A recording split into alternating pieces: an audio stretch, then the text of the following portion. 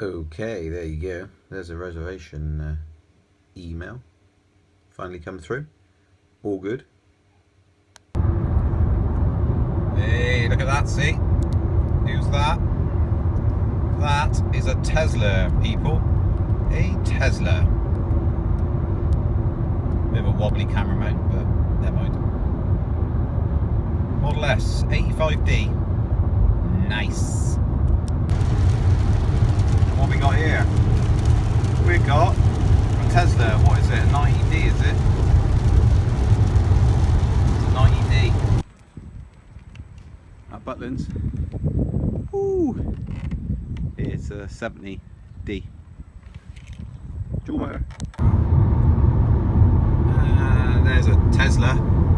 Another one. Popular as anything. It's actually 0 degrees. 28th of April. 0 degrees. Well, I never. It's pretty impressive. Wow. Got some massive gates in the back. And attached it there as you usually would, but there's actually nothing there to attach it on. So I've had to remove that back panel. And then the underside of this is metal and then covered in this plastic. And I'm hoping that's going to do the job. But that is really, really awkward to get off, to be real rough with it. Well, off we go. The major advantage, of course, to this is that you don't get any exhaust fumes coming up back through. Make sure everything's locked. Hopefully the boot will stay like that. Seems alright.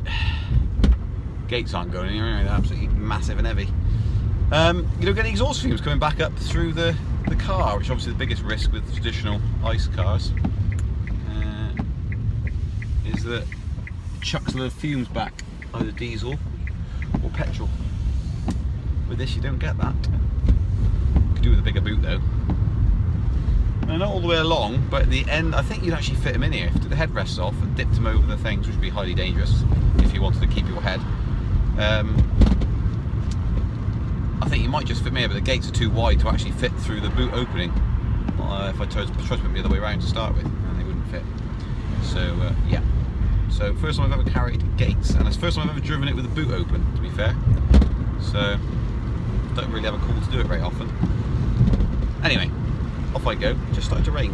Hopefully the air doesn't make too much turbulence. Brings us some nice fresh air though, which is good. I haven't really done any videoing for a while now, because there isn't really anything to film about, apart from when I do things like this, like put gates in the back. That's a vague interest. So yeah, I haven't. The only thing that really to mention is this deposit on a Model 3 is an interesting one, because brilliant, lights are green but someone's crossing.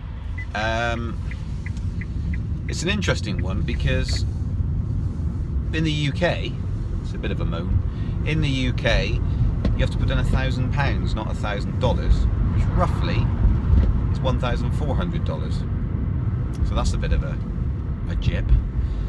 So a bit more of a heavy commitment for the UK customers and probably other people within other countries, depending on how good their exchange rates are. I think the Canadian dollar's more stronger than the... Anyway, so yeah, that's one thing. So that's kind of doesn't really matter because it's just a deposit anyway. But I don't think it's going to be a $35,000 car. I have asked the question to the Elon Musk himself, of course, who did not respond because I wouldn't expect him to. But the question is it going to be £35,000 or is it going to be $35,000, i.e. just under £25,000? Because if it's £25,000 minus £4,500 government grant,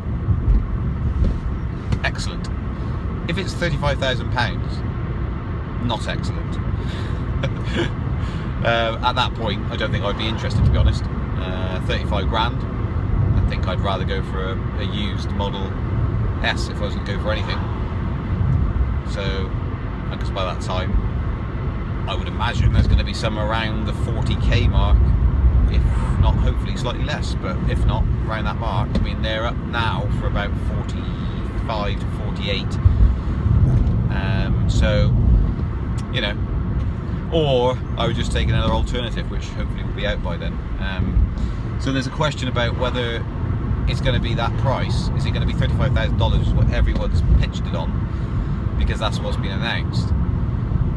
But of course these things are always miles more complex than just $35,000 divided by the exchange rate. There will be tax to pay on that, and duty costs to add to that price, I would assume.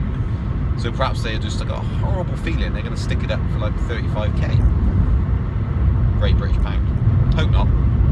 So that's crossed my mind. That is a biggie. If they announce that it is in fact £25,000, that's it'll be an absolute bargain, that car. It really will. And especially if it's, to be fair, if it's £25,000 after the government grant, then that will be okay. That'll be fine. It would be really, really sweet if it was 20k at the end. That would be astonishingly good value, but I don't think it's going to be. So anyway, risk of mumbling on about it, that's a second thing that I'm thinking. The third thing is, if you read it in order priority, UK is right at the bottom of the list because of a right-hand drive. So it's basically everyone else and then right-hand drive countries. So that's another thing. So you might find that if it does come out in 2 years' time, then there's another year lobbed on top of that for being right-hand drive, so it could be 3 years, and that's way too long. Obviously I've got to get it coincide with the end of my lease of this. I don't mind 6 months drift between them, because I'll just get a second-hand Leaf with high mileage or something, just use that, because that'll be absolutely fine. But I don't really want to get another, well no, I don't want to get another Leaf. You know, if there was literally nothing else on the market, I'll go and get a Zoe, just because it's to be different. So yeah, I want to try something different, and I want to experience something different. So yeah, won't get another Leaf, but might do if the price is right and the timing's right.